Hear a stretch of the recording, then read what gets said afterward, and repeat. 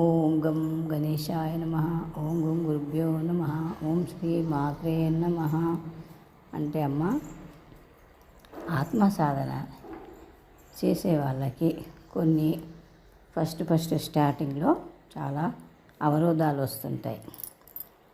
అయినా భయపడకుండా, ఇబ్బంది అని అనుకోకుండా, దేవుడు ఇస్తున్న వరాలు, పువ్వులు ఇస్తున్నాడు అనుకొని సాధన కంటిన్యూషన్గా పెట్టుకోవాలి.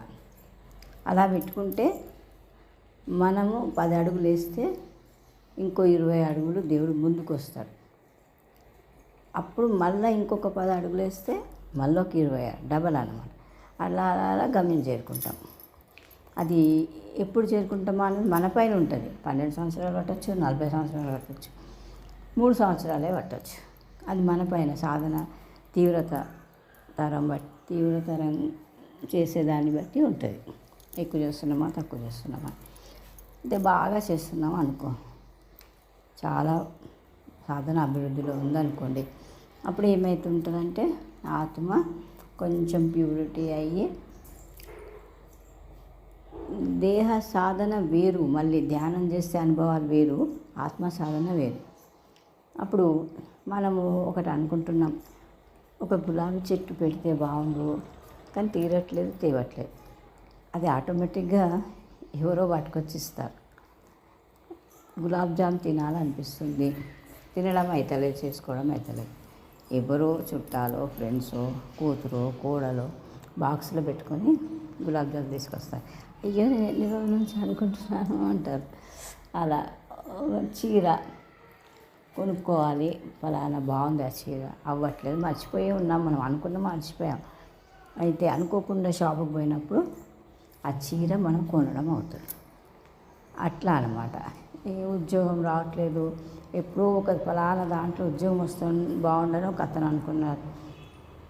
కొద్ది రోజులు అయిన తర్వాత దాంట్లో నుంచే వచ్చింది ఇంటర్వ్యూ, మళ్ళీ వెళితే అటెండ్ అయ్యాం. అదే అన్నమాట ఆత్మ చేసే ఒక మన పైన చూంచే అనుగ్రహం. ఇట్లా ఎప్పుడో ఎక్కడో చిన్ననాటి స్నేహితుడు ఫోన్ నెంబర్ దొరకట్లేదు, మళ్ళీ కలవట్లేదు. ఎవరో వాళ్ళ పిల్లలు ఆ సందర్భంలో కలిసినప్పుడు, నేను పలానా ఏరియాలో ఉండే మా ఇంటి పక్కనే ఉన్నారు ఇప్పుడు వాళ్ళు అంటే, అరే కొంచెం ఫోన్ నెంబర్ ఇవ్వండి.